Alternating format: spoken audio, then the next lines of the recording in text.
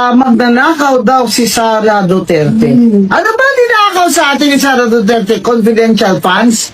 Makinig kayo sa akin dahil nag-co-commissioner ako. Ilang beses ko sabihin sa inyong mga bobo kayo na hindi yun nakaw kung hindi niya maliquidate ng tama. Which is liquidate Na-liquidate naman niya ng tama. Na nag-declare, nag-statement, nag-report naman ng COA ng unmodified opinion na itong confidential fund niya is fully liquidated.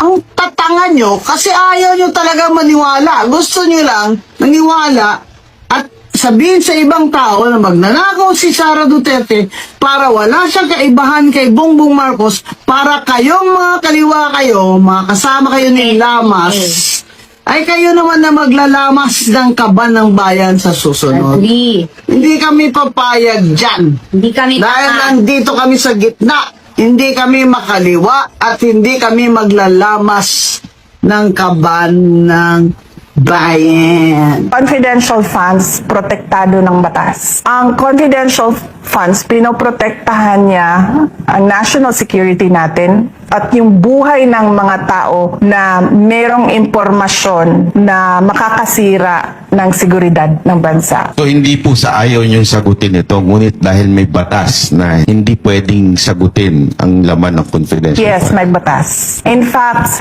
madami sa kanila sa House of Representatives ang nag-violate nung batas na yon. Hindi lang yung operations, mako-compromise yung security sector ng gobyerno natin. Kasi mag-i-explain kami kung paano nag-ooperate ang intelligence operation ng gobyerno. Makikita ng NPA, makikita ng makabayan, kaya takot ang makabayan sa confidential funds kasi alam nila na ginagamit yon para bumili ng impormasyon kung paano ginagawa yung recruitment, paano umaakyat sa bundok yung mga bata, mga ganon.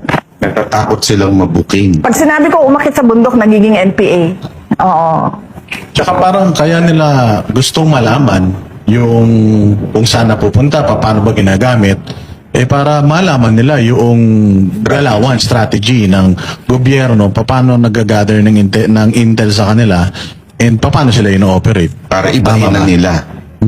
Oo. So delikado yun para dun sa mga taong nagbibenta ng mga information. Kasi itong mga binibilan nyo ng information na to, nasa loob sila mismo ng organisasyon na yun. Tulad ko, magkasama tayo, diba? So pare-pareho yung alam natin na impormasyon. So bakit ko pa ba bibilhin yung impormasyon mo? Alam ko na yun diba? Kanino ba ang impormasyon na hindi ko alam? Doon sa mga illegal, doon sa kalaban, kumbaga. So doon ka bibili sa loob or doon sa mga nakapalibot sa kanila na hindi man directly involved pero may alam sa kung ano yung ginagawa nila. Ang bibilhin mo na impormasyon dyan, yung hindi mo alam na nandun sa loob. Kasi paano mo ba sila mahuli? Paano mo ba matarget yung project mo kung hindi mo alam anong ginagawa noong kalaban?